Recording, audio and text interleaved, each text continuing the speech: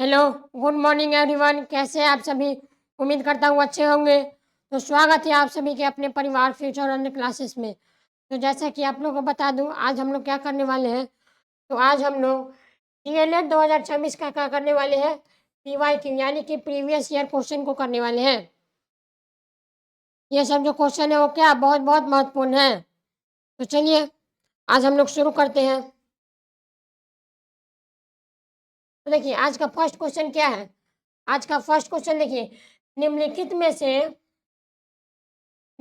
में से शांत दशमलव में परिवर्तनशील है, यानी कि इस ऑप्शन में से जो शांत दशमलव है उसमें से क्या परिवर्तनशील कौन सा नहीं है। तो देखिए शांत दशमलव परिवर्तनशील कहने का मतलब हो गया कि क्या किसी एक पॉइंट पर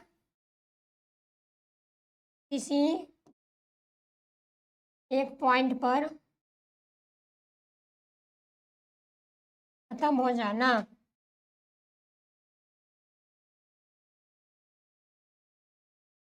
देखिए इसमें फर्स्ट ऑप्शन क्या कर रहा है 22/7। अगर हम 27 को 22 में डिवाइड करें तो क्या इसका डेसिमल कभी खत्म होगा? इसका डेसिमल कभी खत्म नहीं हुआ। देखिए 3 बार लगा, फिर ये क्या 1 टाइम, ऐसे कि मतलब ये चलते चल जाएगा, इसका डेसिमल कभी भी खत्म नहीं होगा। अब देखिए सेकेंड ऑप्शन क्या कर रहा है। सेकेंड ऑप्शन देखिए 4/1/8, इसका डेसिमल एक्सपेंशन करिए आप लोग 800 का 32 यानी कि 33/8। इसका क्या हो गया 33/8। इसका डेसिमल निकालेंगे तो क्या 4.125 यानी कि ये कुछ अंत डेसिमल के पास जाकर ये क्या हो जाएगा खत्म हो जाएगा। अब थर्ड ऑप्शन देखिए, थर्ड ऑप्शन है मेरा 2/15। अगर हम 15 में 2 से डिवाइड लगाएं तो क्या 0 पॉइंट कितना होगा 1, यानी कि ये क्या ये भी कभी टर्मिनेट डेसिमल मतलब इसका कभी भी खत्म नहीं होगा। यानी कि जो फर्स्ट क्वेश्चन है इसमें आपको कौन सा ऑप्शन दिख रहा है जो क्या उसका जो डेसिमल है वो क्या किसी एक पॉइंट पर जाकर खत्म हो जाए। तो देखिए फर्स्ट क्वेश्चन का ऑप्शन नंबर बी देखिए आप लोग। ऑप्शन नंबर जो बी है वो क्या कर रहा है, क्या अगर हम 4/1:8 को अगर डिवाइड करें तो क्या इसका जो डेसिमल है वो क्या 4.125 पर क्या होगा खत्म हो जाएगा। यानी कि फर्स्ट क्वेश्चन का ऑप्शन नंबर बी मेरा क्या हो जाएगा करेक्ट आंसर हो जाएगा। अब अगला सवाल देखिए। अगला सवाल है √2 और √3 के बीच एक अपरिमेय संख्या ज्ञात करिए।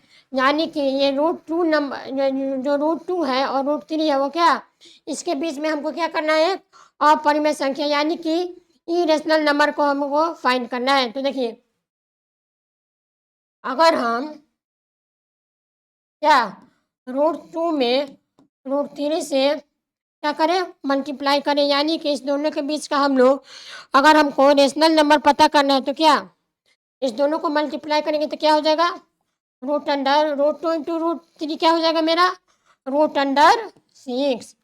अब देखिए अब रूट वाले नंबर को हम लोग कैसे लिख सकते हैं। तो देखिए इस रूट को हम लोग क्या मान लीजिए क्या अगर √x हमको लिखा हुआ है तो क्या इसको हम लोग x⁻1/2 के फॉर्म में लिख सकते हैं कि नहीं।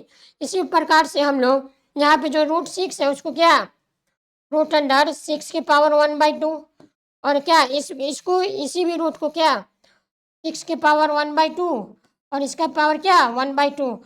अगर हम इसको सॉल्व करेंगे तो क्या मिलेगा मेरे को 6⁻1/4, यानी कि इस क्वेश्चन का ऑप्शन नंबर सी मेरा क्या हो जाएगा सत्य हो जाएगा। तो देखिए इस क्वेश्चन में बेसिकली करना क्या था, मेरे पास √2 जो क्या है अपरिमेय संख्या है और √3 क्या है एक अपरिमेय संख्या। अब इसी दोनों नंबर के बीच में क्या एक अपरिमेय संख्या ज्ञात करना था। तो हम लोगों ने क्या √3 और √3 के क्या किया मल्टीप्लाई करिए तो क्या √6 आ गया। अब रूट वाले जो नंबर है उसको क्या 1/2 के फॉर्म में हम लोग लिख सकते हैं, यानी कि 6⁻1/4 क्या है मेरा करेक्ट आंसर हो गया। नेक्स्ट क्वेश्चन देखिए। नेक्स्ट क्वेश्चन है निम्नलिखित में से कौन अपरिमेय नहीं है, यानी कि इस ऑप्शन में से अपरिमेय संख्या नहीं है।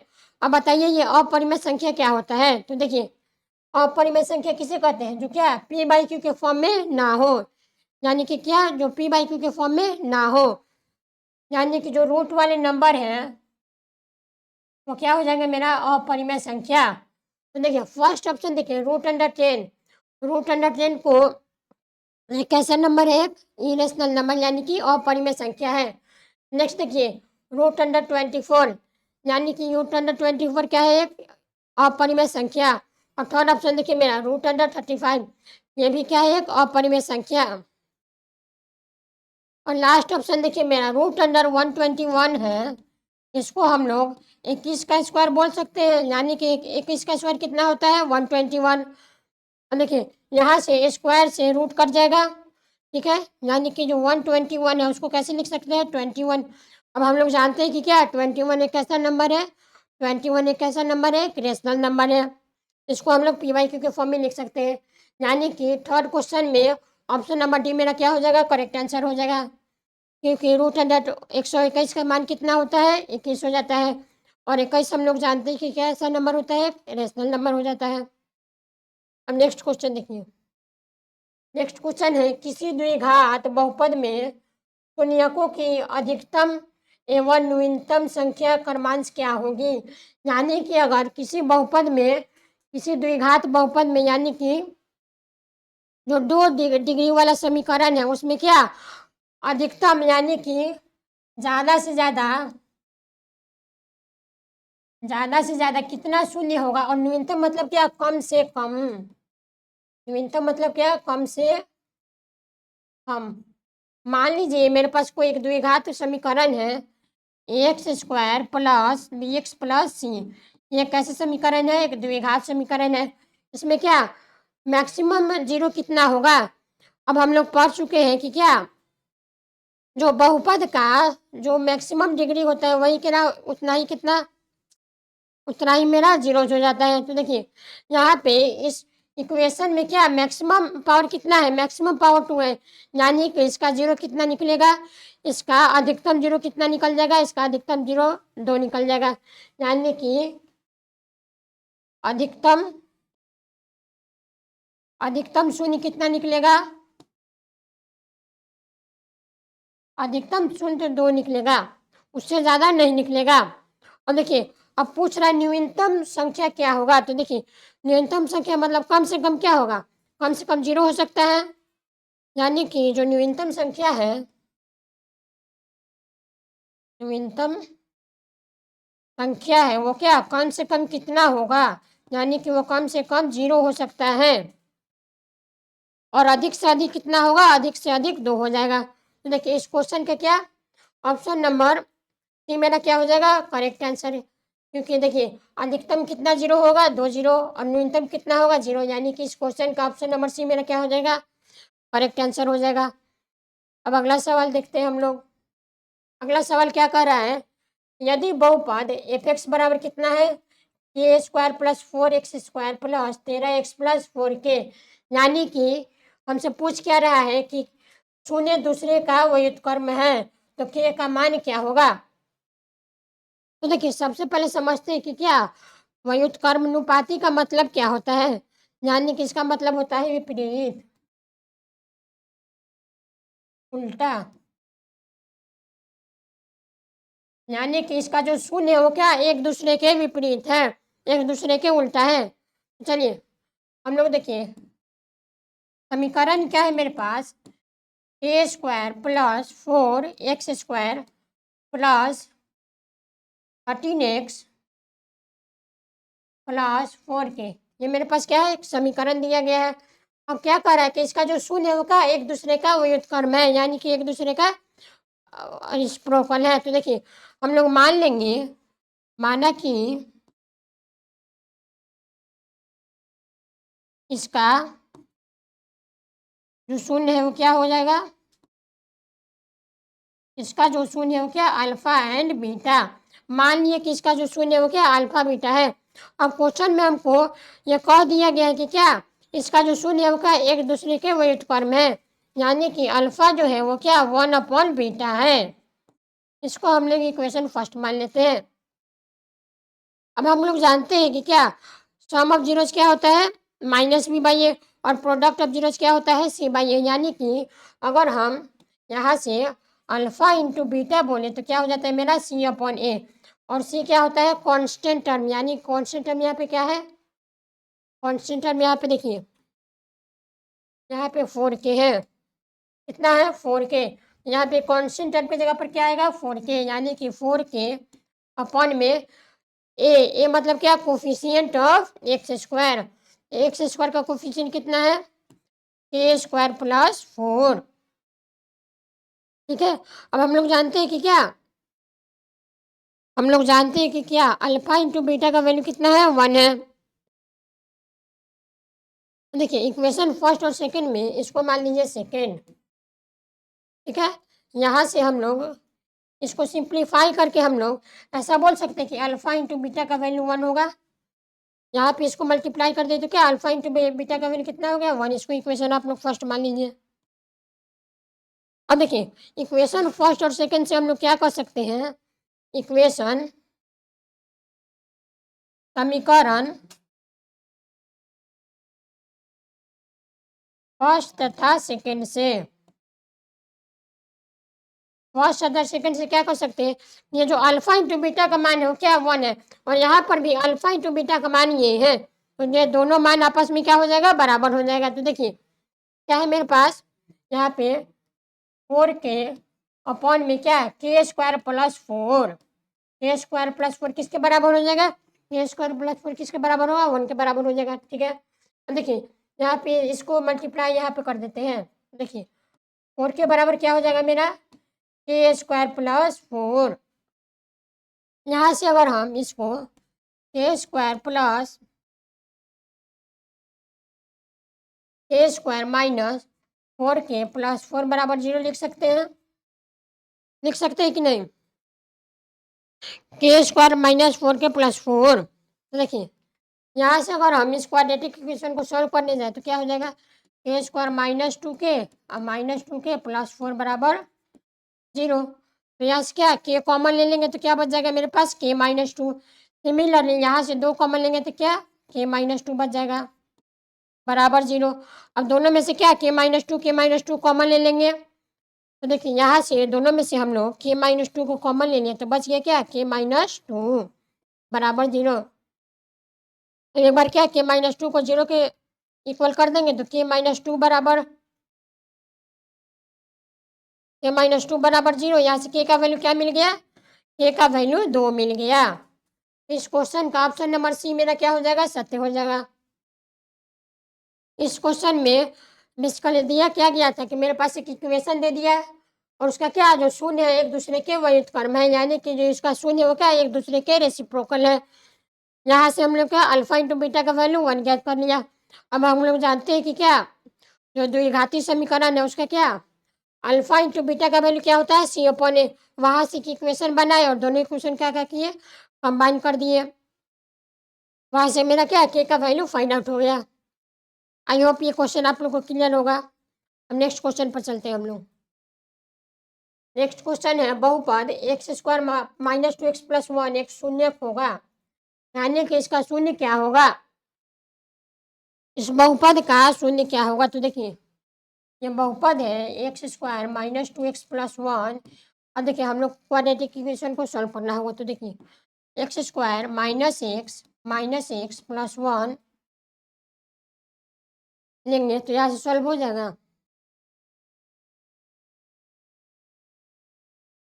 तो देखिए बराबर 0, दोनों में से एक्स कॉमन लेंगे तो क्या बच जाएगा, एक्स माइनस 1। यहाँ से माइनस कॉमन लेंगे तो क्या बच जाएगा, एक्स माइनस 1 बराबर 0।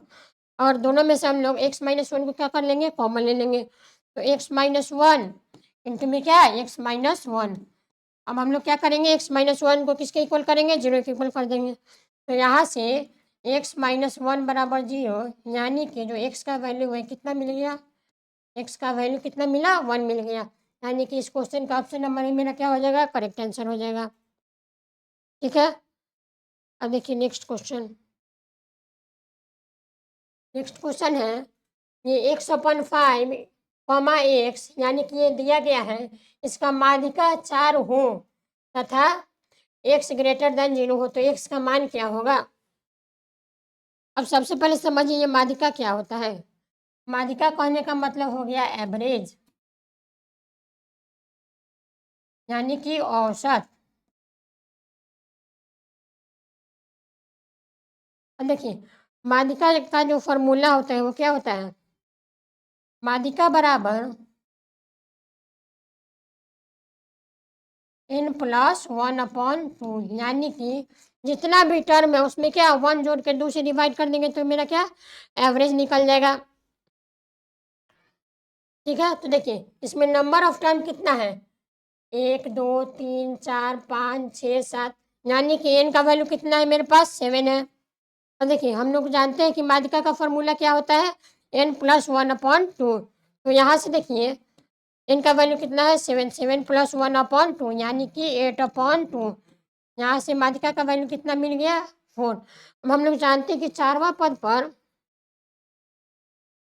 अब हम लोग जानते हैं, क्या जानते हैं कि चारवां पद पर क्या है? चारवां जो पद है उसमें क्या वैल्यू दिया है मेरे पास? ये देखिए ये पहला पद हो गया, ये दूसरा पद हो गया, ये तीसरा पद हो गया, चौथा पद का क्या नाम है? 2x/3, यानी कि 2x/3। अब हम लोगों ने यहाँ से निकाला कि ये जो चरवा पद है उसका क्या है वैल्यू कितना है 4 है। तो हम दोनों को आपस में क्या करेंगे कंपेयर कर देंगे। तो यहाँ से अगर 2x/3 इसके इक्वल होगा 4 के, यानी कि जो 2x है वो कितना होगा 12, यानी जो x का वैल्यू है वो कितना मिल जाएगा?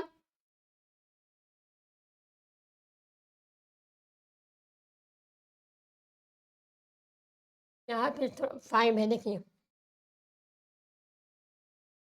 यहाँ पे क्या हो जाएगा मेरा 5 हो जाएगा। 2x/5 यानी कि 2x का वैल्यू कितना मिल गया 20, यानी कि x का वैल्यू क्या मिल गया यहाँ से मेरा 10 मिल गया। x का वैल्यू क्या मिल गया 10 मिल गया। देखिए क्वेश्चन क्या कह रहा था कि मेरे पास क्या है ये नंबर है उसका क्या माध्यिका 4 हो। अगर मेरा माध्यिका कितना हो जाए 4 हो जाए तो मेरा x का मान क्या होगा? हम लोग जानते हैं कि माध्यिका बराबर क्या होता है n+1/2। देखिए इसमें टोटल कितने टर्म है? इसमें टोटल कितने टर्म है 7 टर्म है। यहाँ से क्या मेरा माध्यिका निकल गया, और माध्यिका निकल गया तो क्या हम लोग क्वेश्चन में देखेंगे कि माध्यिका का चतुर्थ पद क्या है 2x/5। इसको कंपेयर कर दिए, यहाँ से x का वैल्यू कितना मिल गया 10 मिल गया। समझ गए आप लोग? ठीक है, अब अगला क्वेश्चन देखिए। अगला क्वेश्चन है द्विघात समीकरण 11x² तुम परिमोज्ड है कितना ये माइनस का 3x + 9 = 0 और मूल्यों का योग कितना है 3/11। तब इसी समीकरण का मूल्यों का गुणनफल क्या होगा? यानी कि एक द्विघात समीकरण दे दिया। देखिए क्या दिया 11x² माइनस के 3x + 9 = 0। हमको क्वेश्चन में गिवन कर दिया कि क्या मूल्यों का योग, मूल्यों का योग करने का मतलब इसका जो शून्य है उसका क्या जोड़, यानी कि अल्फा प्लस बीटा क्या दे दिया 3/11। हमसे पूछ रहा है मूल्यों का गुणनफल क्या होगा, यानी कि अल्फा इंटू बीटा मेरा बराबर क्या हो जाएगा। तो देखिए हम लोग जानते हैं कि क्या अल्फा इंटू बीटा क्या होता है, अल्फा इंटू बीटा क्या होता है मेरा c/a। अल्फा इंटू बीटा बराबर क्या हो जाता है c/a। सी का वैल्यू कितना है 9/11, यानी कि इस क्वेश्चन का ऑप्शन नंबर बी मेरा क्या हो जाएगा करेक्ट आंसर हो जाएगा। बहुत बेसिक बेसिक सवाल है, इसको आप लोग एक बार अपने से ज़रूर ट्राई करिएगा। और नेक्स्ट क्वेश्चन देखिए द्विघात समीकरण x² + x + 3 = 0 दे दिया। एक मूल 1 हो तो दूसरा मूल क्या होगा, यानी कि इस द्विघात समीकरण का एक 0 दे दिया 1, और हमसे पूछ क्या रहा है कि इसका दूसरा 0 क्या होगा। हमसे पूछ क्या रहा है कि इसका दूसरा 0 क्या होगा। तो देखिए इक्वेशन जो है x² + x + 3 बराबर क्या है 0 है। इसका 1 0 क्या है 1 है। तो ले मान लीजिए माना कि एक शून्य क्या है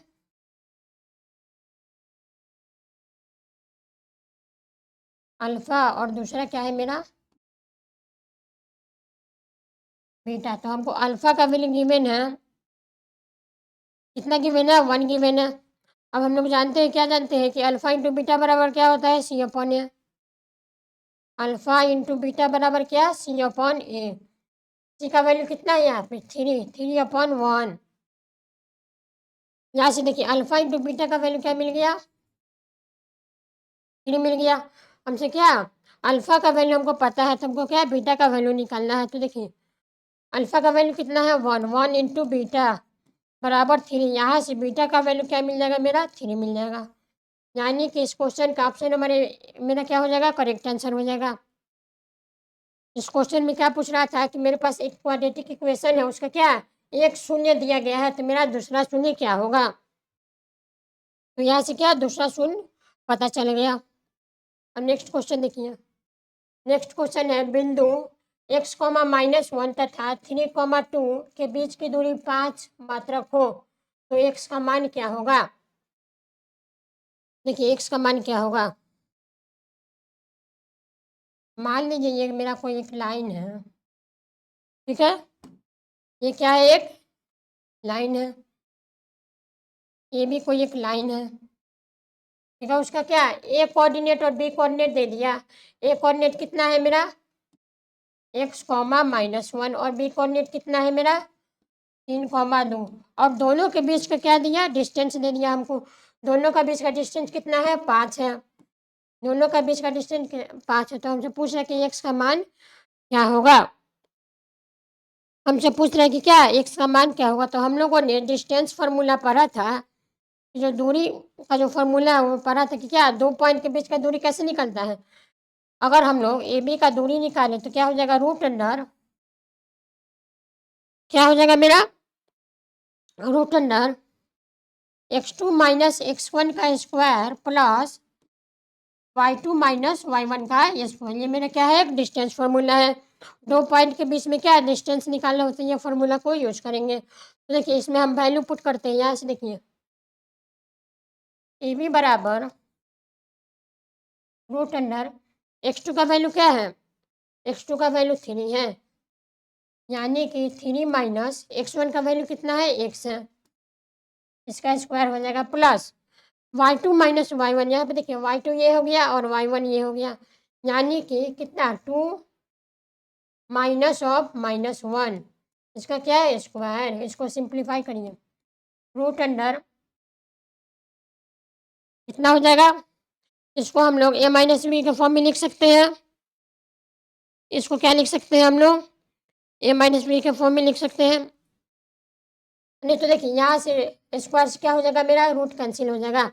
और क्वेश्चन में हम लोग को ए बी का वैल्यू दिया गया है, यानी कि दोनों पॉइंट का डिस्टेंस कितना है, 5 है। तो देखिए यहाँ से मेरा क्या रूट कैंसिल हो गया, तो मेरे पास क्या बच गया, 3 माइनस एक्स, ये क्या 2 ऑफ -3 यानी कि 2 + 3 यानी कि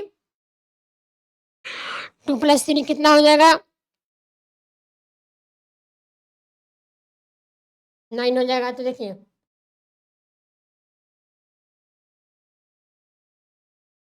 यहाँ से देखिए आप लोग,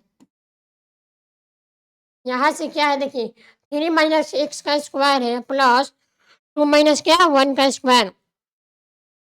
तो इसका स्क्वायर खोलेंगे हम लोग, स्क्वायर खोलते हैं। देखिए 3 का स्क्वायर कितना हो जाता है, 9 plus x square minus 2ab यानी कि 2 × 3 माइनस के 6x प्लस के 3 का स्क्वायर 9 हो जाएगा। तो देखिए यहाँ से क्या हो जाएगा मेरा 9 दूना 18, 18 में से 5 गया कितना बच गया मेरा, 18 में से 5 गया कितना बच गया,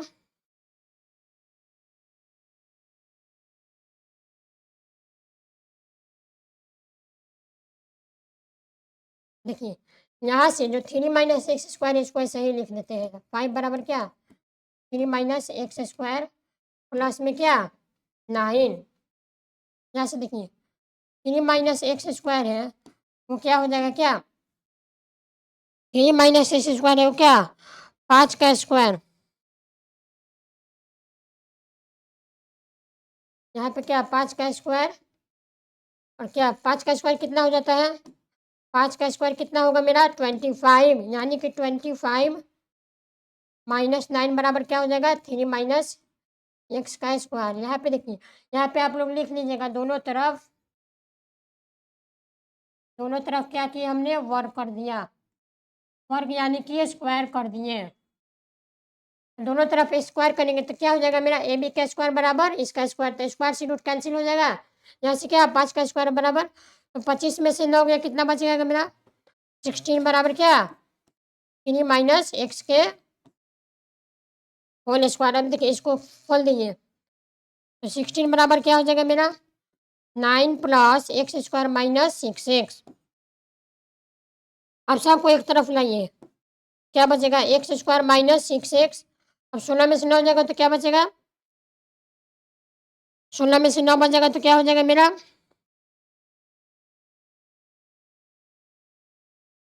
7 बच जाएगा, माइनस के 7 बराबर 0। अब क्वाड्रेटिक इक्वेशन को सॉल्व करिएगा तो मेरा आंसर क्या आ जाएगा, आंसर मेरा आ जाएगा क्या 7 माइनस 1 और 7। इस क्वाड्रेटिक इक्वेशन को आप लोग सॉल्व करिएगा तो इसका आंसर क्या आएगा मेरा -1,7। ठीक है। अब नेक्स्ट क्वेश्चन है बिंदु x1, y1 और x2, y2 और x3, y3 संरेखी हो तो क्या होगा इस ऑप्शन में से। यानी कि ये 3 पॉइंट दे दिया और ये क्या तीनों पॉइंट आपस में संरेखी है। और संरेखी कहने का मतलब मान लीजिए ये मेरा कोई एक लाइन है, इस लाइन पर क्या तीनों पॉइंट क्या हो जाए कोइंसाइड कर जाए।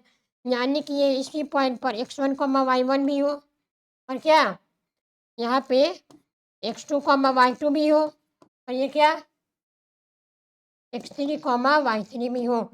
तो इसमें से देखिए कौन सा इसके लिए सत्य है। इस क्वेश्चन के लिए ये पॉइंट है वो क्या कौन सा इसके लिए सत्य हो जाएगा। तो देखिए इस पॉइंट को फर्स्ट ऑप्शन देखिए क्या है मेरा x1, y2 minus y3 plus x2, y3 minus y1 plus y1 minus y2। अब सेकेंड ऑप्शन देखिए मेरा x y2 minus y3 x2 y3 minus y1 और क्या y1 minus y2 not equal to 0 यहाँ पे है, ये मेरा क्या हो जाएगा रॉन्ग हो जाएगा। थर्ड ऑप्शन देखिए y1 into x2 minus x1 ये भी रॉन्ग हो जाएगा मेरा, क्योंकि सबसे पहले क्या आता है मेरा x कोऑर्डिनेट आता है। और थर्ड ऑप्शन में क्या रॉन्ग हो जाएगा। यानी कि इस क्वेश्चन का जो ऑप्शन नंबर है मेरा क्या हो जाएगा करेक्ट आंसर हो जाएगा। अब नेक्स्ट क्वेश्चन है एक समतल के पास विभाय क्या होता है। यानी कि ये एक समतल प्लेन है उसका क्या कितना विभाय होते हैं। तो देखिए एक समतल प्लेन पर क्या है कितना उसके पास विमाय होते हैं, तो उसके पास कितना विमाय होते हैं एक विमाय हो जाता है। ठीक है। अब अगला क्वेश्चन है यदि ट्रायंगल ABC कॉन्ग्रुएंट, देखिए साइन किसका है ये जो साइन है वो किसका है सिमिलरिटी का।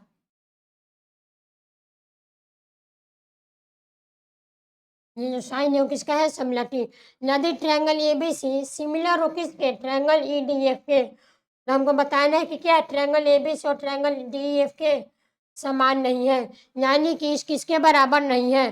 तो जो निम्नलिखित दिया गया उसमें से क्या कौन सा सत्य नहीं है। तो सबसे पहले हम लोग समझेंगे कि ये क्या सिमिलर वर्ड क्या होता है। तो देखिए सिमिलर कहने का मतलब हो गया मान लीजिए मेरे पास कोई दो ट्रायंगल है, मेरे पास दो ट्रायंगल है ABC है, फर्स्ट ट्रायंगल क्या है मेरा ABC और दूसरा ट्रायंगल क्या है PQR, दूसरा ट्रायंगल मान लीजिए EDF है, क्या है मेरा EDF। अब ये दोनों सिमिलर कब होगा, तो देखिए इसका जो कंडीशन होता है वो क्या होता है कि दो ट्रायंगल कब सिमिलर होगा। अब आप लोग बताइए कि दो चीज़ कब सिमिलर होगा, यानी कि वो देखने में कब सेम लगेगा जब उसका जो शेप होता है वो इक्वल हो और साइज भी क्या हो सेम हो। यानी कि अगर ये ट्रायंगल है उसका क्या दोनों का शेप सेम है, दोनों ट्रायंगुलर है और दोनों का डायमेंशन यानी कि दोनों का साइज भी सेम हो जाएगा, तो क्या हो जाएगा मेरा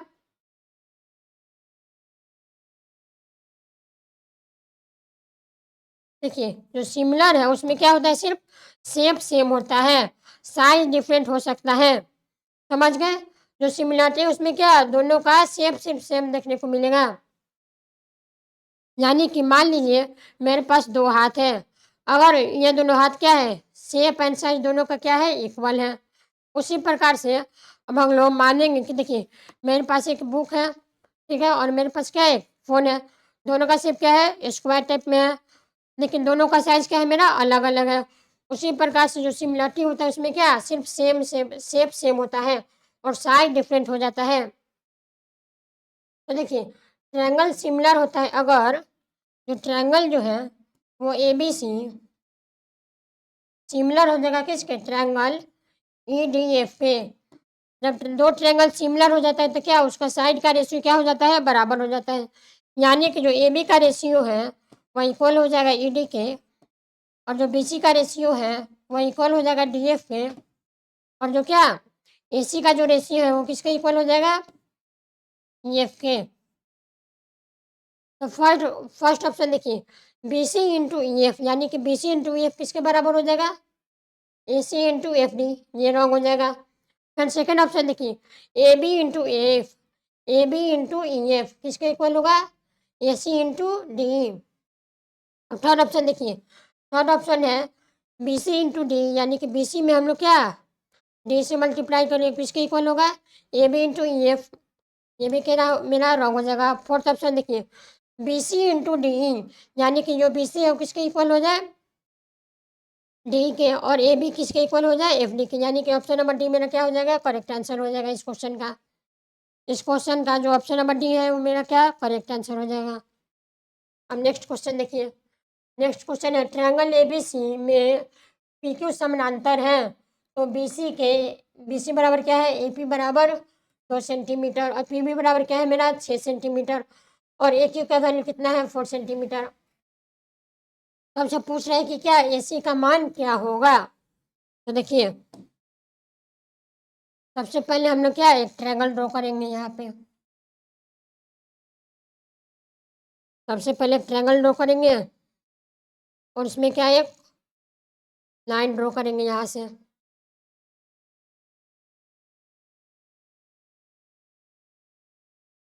ठीक है, अब देखिए मान लीजिए मेरे पास जो ट्रायंगल हो क्या, ट्रायंगल ए बी सी है, और पी क्यू मेरा क्या है एक समानांतर, यानी कि जो पी क्यू है वो किसके पैरेलल है, बी सी के, यानी कि जो आपस में ये दोनों क्या है समानांतर है।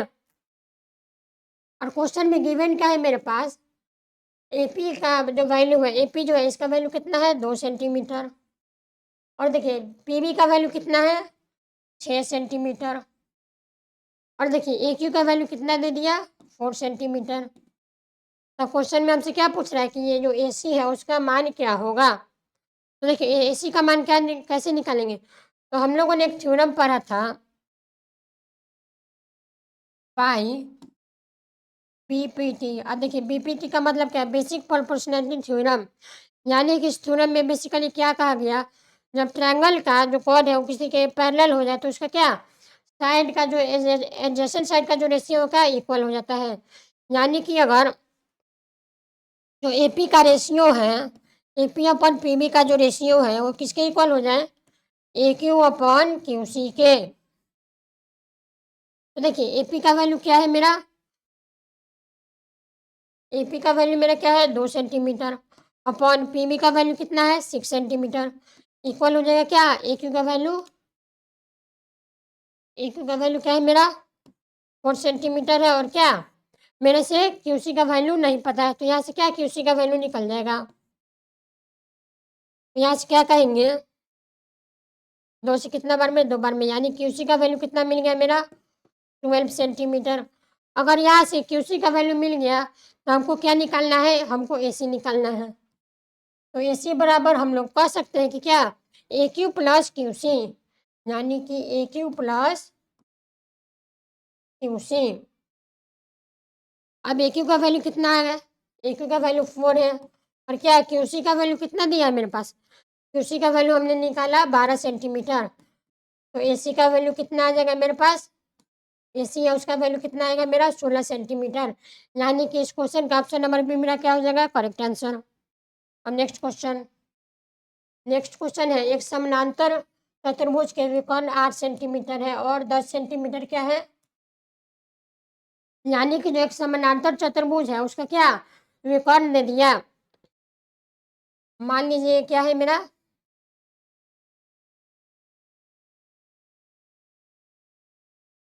मान लीजिए ये मेरा क्या है, एक समानांतर चतुर्भुज है, ठीक है। इसका जो विकर्ण है यानी कि इसका जो डायगोनल है उसका क्या वैल्यू दे दिया, कितना है 10 सेंटीमीटर और 8 सेंटीमीटर। तो पूछ रहा है कि चतुर्भुज का क्षेत्रफल क्या होगा, यानी कि जो समानांतर त्रिभुज है, यानी कि जो स्क्वायर, ये जो स्क्वायर है उसका क्या एरिया हमको फाइंड आउट करना है। तो देखिए हम लोगों ने इसका एरिया क्या होता है, एक तो फॉर्मूला होता है एरिया बराबर क्षेत्रफल बराबर क्या होता है, एक साइड का स्क्वायर। इस क्वेश्चन में हम लोग को तो साइड नहीं दिया गया है, इस क्वेश्चन में क्या दिया है, विकर्ण दे दिया, यानी कि इसका डायगोनल दे दिया। तो डायगोनल कितना है, D1 कितना है 8 सेंटीमीटर और D2 कितना है 10 सेंटीमीटर। एक और फॉर्मूला हम लोगों ने पढ़ा था कि जो समानांतर चतुर्भुज है, जो सम चतुर्भुज है उसका क्या क्षेत्रफल का फॉर्मूला क्या पढ़ा था, 1/2 इंटू D1 इंटू D2, यानी कि 1/2 into diagonal first into diagonal second. तो देखिए यहाँ से 1/2 इंटू डायगोनल फर्स्ट क्या है 8 है और डायगोनल सेकेंड क्या है 10 है। यहाँ से एरिया कितना आ गया मेरा 40 सेंटीमीटर स्क्वायर, यानी कितना आ गया 40 सेंटीमीटर स्क्वायर। इस क्वेश्चन का ऑप्शन नंबर डी मेरा क्या हो जाएगा करेक्ट आंसर। नेक्स्ट सवाल, एक वर्ग का क्षेत्रफल उसके विकर्ण पर वर्ग का अनुपात क्या होगा, यानी कि मान लीजिए मेरे पास क्या है, एक वर्ग है, उसका क्या वर्ग का क्षेत्रफल के ऊपर, यानी कि मान लीजिए ये मेरा क्या है, एक इसके क्षेत्रफल के ऊपर क्या, इसके क्षेत्रफल के ऊपर इसका क्या विकर्ण है उसका क्या अनुपात क्या होगा, वर्ग का क्षेत्रफल के नीचे उसका अनुपात क्या होगा। तो देखिए वर्ग का जो विकर्ण होता है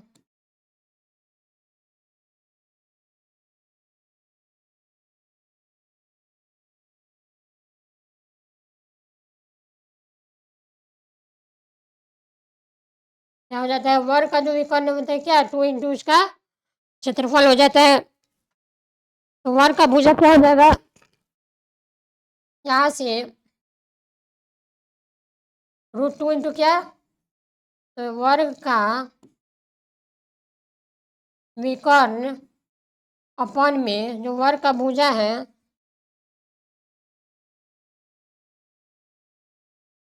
वो किसके इक्वल हो जाएगा, √2 के इक्वल हो जाएगा। जो वर्ग का विकर्ण है वो किसके इक्वल हो जाएगा, √2 के इक्वल हो जाएगा। अब देखिए अब दोनों तरफ हम लोग स्क्वायरिंग बोथ साइड, यानी कि अगर जो हम दोनों तरफ स्क्वायर कर देते तो मेरा क्या है रूट खत्म हो जाएगा। यानी कि यहाँ से क्या देखने को मिला है कि जो वर्ग का विकर्ण है अगर हम उसका क्या करें स्क्वायर कर दें अपॉन में जो वर्ग का भुजा है उसका क्या करें हम लोग स्क्वायर कर दें, तो क्या है √2 का स्क्वायर, √2 का स्क्वायर, यानी कि जो वर्ग पर बनने वाला जो क्षेत्रफल है क्या है, जो वर्ग पर बनने वाला क्षेत्रफल है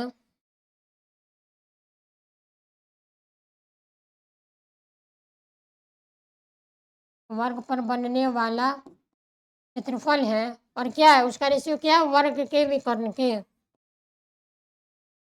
वर्ग का जो विकर्ण है उसको किसके इक्वल हो जाएगा मेरा 2/1, यानी कि 2:1, 1:2 मेरा क्या हो जाएगा करेक्ट आंसर हो जाएगा इस क्वेश्चन का। ठीक है, अब नेक्स्ट क्वेश्चन है निम्नलिखित में से कौन संपूरक कोण बनाता है, यानी कि इसमें से क्या कौन संपूरक कोण बनाता है। संपूरक कोण कहने का मतलब क्या है कि दो एंगल का सम कितना होना चाहिए 180, दो एंगल का सम कितना होना चाहिए, दो कोणों का सम कितना होना चाहिए, का जो सम होता है वो कितना होना चाहिए 180। तो फर्स्ट ऑप्शन देखिए 60 + 120 कितना होगा 180, ये मेरा क्या हो जाएगा फिर देखिए 60 प्लस 1 110 कितना हो जाएगा 170, यानी कि इस क्वेश्चन का ऑप्शन नंबर ए मेरा क्या हो जाएगा करेक्ट आंसर हो जाएगा। इस क्वेश्चन का ऑप्शन नंबर ए मेरा क्या हो जाएगा करेक्ट आंसर। अब नेक्स्ट क्वेश्चन है प्रथम 10 अभाज्य संख्याओं का माध्य क्या होगा। यानी कि जो प्रथम 10 अभाज्य संख्या है जो प्राइम नंबर है उसका क्या माध्य क्या होगा। तो देखिए प्रथम 10 अभाज्य संख्या क्या होगा सबसे पहले अभाज्य संख्या क्या हो जाएगा 2 3 5 7, उसके बाद 11, उसके बाद 13, उसके बाद 17, उसके बाद 19, उसके बाद क्या हो जाएगा मेरा 21 ना हुआ। 1 2 3 4 5 6 7 8 9 और एक क्या है मेरा 23 और एक क्या। तो इसका पूछ रहा है हमसे इसका माध्य क्या हो जाएगा। इसका माध्य क्या होगा तो देखिए हमको मेरे पास टोटल एन कितना है एन बराबर। अब हम लोगों ने माध्य का फॉर्मूला पढ़ा था क्या पढ़ा था माध्य बराबर क्या एन प्लस 2/2। इनका वैल्यू कितना है 10 10 प्लस इस क्वेश्चन का कितना आ जाएगा मेरा 12 कितना आएगा 12, यानी कि इस क्वेश्चन का ऑप्शन नंबर बी मेरा क्या हो जाएगा करेक्ट आंसर। अब अगला सवाल देखिए अगला सवाल किससे है ट्रिग्नोमेट्री से है। तो देखिए मेरे पास जो आइडेंटिटी है वो क्या है आइडेंटिटी है जो साइन थीटा अपॉन में 1 प्लस कॉस थीटा है वो किसके इक्वल होगा। यानी कि जो मेरे पास आइडेंटिटी है sine theta plus 1 plus cos theta वो क्या होगा। तो देखिए अगर हम लोग दोनों तरफ साइन थीटा जो है इसमें क्या 1 माइनस कॉस थीटा से क्या करें मल्टीप्लाई कर दे तो क्या होगा। तो देखिए नीचे में क्या है मेरा 1 प्लस कॉस थीटा और यहाँ पे क्या 1 माइनस कॉस थीटा।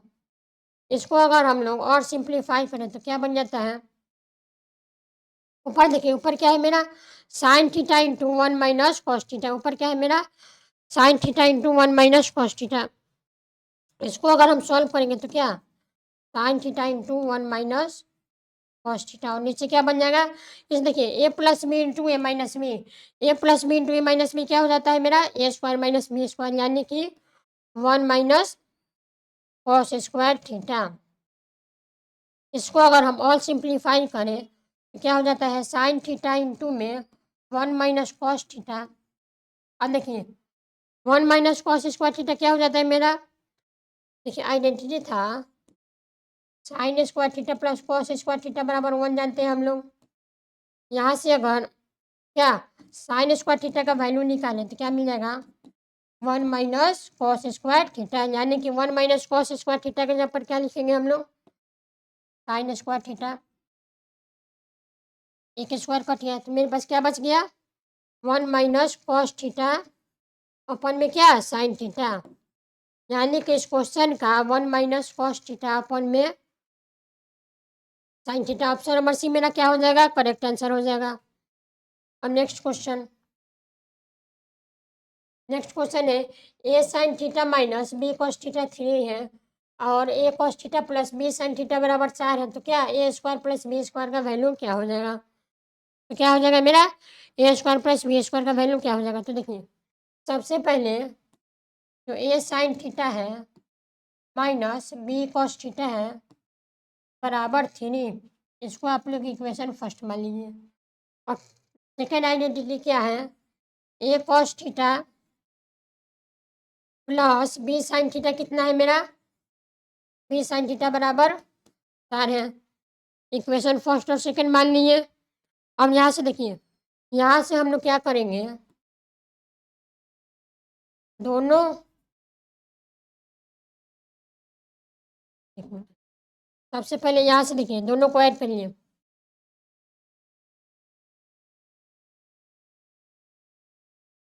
दोनों को जोड़कर क्या कर देंगे हम लोग स्क्वायर यानी कि वर्ग कर देंगे। यहाँ से देखिए अगर हम लोग A sine theta minus B cos theta, इसका स्क्वायर कर दें। फिर इसको A cos theta plus B sine theta, इसका भी स्क्वायर कर दें। तो यहाँ क्या 3 का स्क्वायर प्लस 4 का स्क्वायर बचेगा। अब इसको सिंप्लीफाई करिए। तो इसको सिंप्लीफाई करेंगे तो क्या देखने को मिलेगा, यहाँ पे देखिए, यहाँ से देखिए ए माइनस बी का फॉर्मूला क्या होता है, ए माइनस बी का होल स्क्वायर का A square plus B square minus 2ab।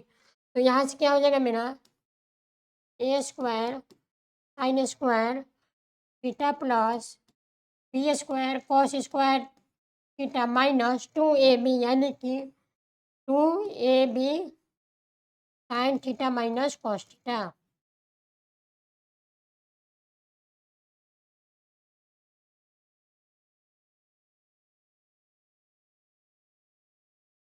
यहाँ से क्या 2a sine theta minus 2ab sine theta minus cos theta into में कॉस थीटा प्लस में यहाँ पे देखिए ए प्लस बी का होल स्क्वायर, इसको भी तोड़ लेंगे। क्या हो जाएगा A square cos square theta plus B square sine square theta plus 2ab, यानी कि 2ab साइन थीटा इंटू में कॉस थीटा। यहाँ से देखिए यहाँ पे क्या है -2ab sine theta cos theta, यहाँ पे क्या है +2ab sine theta cos theta. ये दोनों क्या होगा कैंसिल हो जाएगा और इज इक्वल टू मेरे पास क्या बचेगा 3 का स्क्वायर कितना होता है 9 और 4 का स्क्वायर 16, यानी कि 25। तो यहाँ से देखिए मेरे पास क्या बच गया A square sine square theta plus B square cos square theta plus में A square cos square theta plus B square क्या साइन स्क्वायर थीटा बराबर कितना मिल गया 25 मिल गया। अब देखिए अब ये दोनों टर्म को हम ए वाले टर्म को एक साथ ले लेते हैं और बी वाले टर्म को एक साथ ले लेते हैं। तो यहाँ से देखिए अगर हम लोग यहाँ से A square sine square theta plus A square cos square theta को एक साथ ले लें, उसी प्रकार से यहाँ से बी वाले टर्म को एक साथ ले लेते हैं B square sine square theta plus क्या B square cos square theta बराबर 25। अब हम लोग जानते हैं कि क्या sine square theta plus cos square theta कितना हो जाता है 1 हो जाता है। तो यहाँ से देखिए ए स्क्वायर प्लस क्या बच जाएगा, यहाँ से क्या मिल गया sign square theta plus cos square theta 1, यहाँ से क्या मिल गया ए स्क्वायर और यहाँ से क्या मिल गया मेरा बी स्क्वायर, यानी कि ए स्क्वायर प्लस बी स्क्वायर का वैल्यू कितना मिल गया मेरा 25। यानी कि इस क्वेश्चन का ऑप्शन नंबर सी मेरा क्या हो जाएगा करेक्ट आंसर हो जाएगा। इस क्वेश्चन का ऑप्शन नंबर सी मेरा क्या हो जाएगा करेक्ट आंसर। चलिए आज हम लोगों ने कुल मिला के पीवाई की जो जितना भी क्वेश्चन था उसको क्या कर लिया हम लोगों ने कंप्लीट कर लिया। इस सब क्वेश्चन को आप लोग अपने से एक बार ज़रूर ट्राई करिएगा। तो चलिए आज के लिए इतना ही रखेंगे। चलिए थैंक यू, जय हिंद जय भारत।